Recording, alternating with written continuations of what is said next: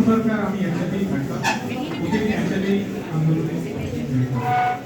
তো যেদিন ও নিহত হবে সেদিন আমাকে বলতে যে চল আমরা আন্দোলনে যাই, বলতে যে আজকে ভালো লাগতেছে না যাবো না। তার আগে 15 তারিখে আমি আহত হয়েছিলাম ছাত্রলীগের হামলায়। তো ওই দিন আমি যাইনি, কিছুক্ষণ পরে শুনতে গুলি খেয়েছি, পরে গেলাম, ওর গিয়ে দেখলাম ওর মারা গেছে। তারপর ওর লাশ নিয়ে আমরা হচ্ছে 21শে জুলাই ওর পরিবারের কাছে হস্তান্তর করলাম। হস্তান্তর শেষে আমরা যখন ফিরতেছিলাম আমরা 4 বন্ধু, তখন পুলিশ আমাদের 4 জনকে আটক করে একটানা 8 ঘন্টা আমাদেরকে নির্যাতন করে। সবসময় আমাদেরকে ট্যাগ দেওয়ার চেষ্টা করছে আমরা শিবির করি, কিন্তু আমি কখনো শিবিরের কাউকে চিনতামই না। প্লাস আমাকে বলতেছিল তুই পুলিশের ওমর ফারুককে হত্যা করছিস, আমরা দেখছি, পুলিশরা সবাই দেখছি তুই ওমর ফারুককে গুলি করছিস।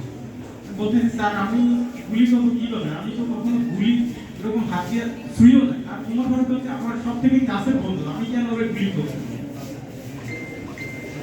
এ বলে আরো পিটাইতেছিল, বলতেছিল বল তোদেরকে এই আন্দোলনে অর্থায়ন করে কে। আমি বলতেছি স্যার আমাদেরকে কেউই অর্থায়ন করে না, আমরা সদিচ্ছায় আন্দোলনে গেছি এবং আমরা ইচ্ছাকৃতভাবে।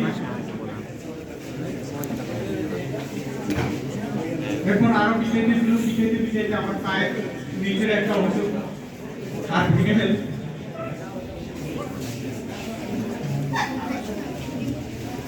মনে পড়ে যেখানে যে টর্চার করে কারাগারে যথাযথ ছিলাম, তীব্র যন্ত্রণা আমার পায়ে, আমি উঠে দাঁড়াইতে পারতেছি আপনার একদিন।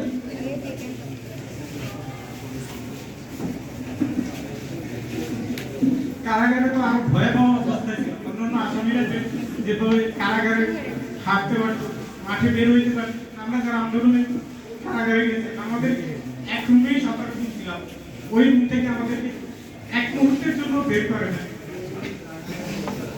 আমাদের 4 জনকে 4 দিন খাইতে দেয়, 4 দিন না খাওয়ার পর যখন দেখলাম আমরা আসলে চোখ মিলে তাকাইতে পারতেছি না। একটা মানুষ 4 দিন যখন না খেয়ে থাকে তখন আর তার কোনো শক্তি থাকে না, মানে আমি চোখ এভাবে তাকাইবো বা উঠে দাঁড়াই ওইরকম কোনো শক্তি ছিল না। বারবার তখন মানে মায়ের কথা, পরিবারের কথা, ওমর ফারুকের কথা মনে পড়তো যে আমরা তো সবাই একসাথে ছিলাম, আসলে আমরা এখন কোথা থেকে কোথায় আসলাম।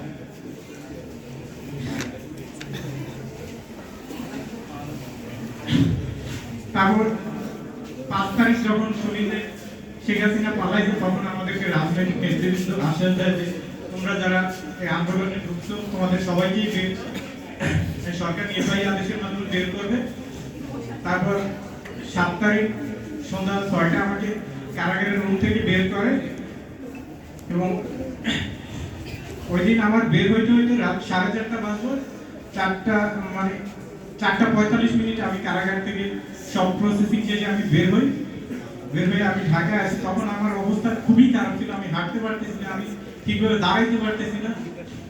তখন কিন্তু আমার ক্যাম্পাসে কোনো শিক্ষক বের হওয়ার পর বা কেউ আমার কখনো খোঁজ খবর নেয়নি। আমার পরিবার হচ্ছে আমাকে বিভিন্ন জায়গায় ডাক্তার দেখালো, তারপর আমি কিছুটা সুস্থ হওয়ার পর এই আমার কারা জীবনের ঘটনা। আসসালামু আলাইকুম।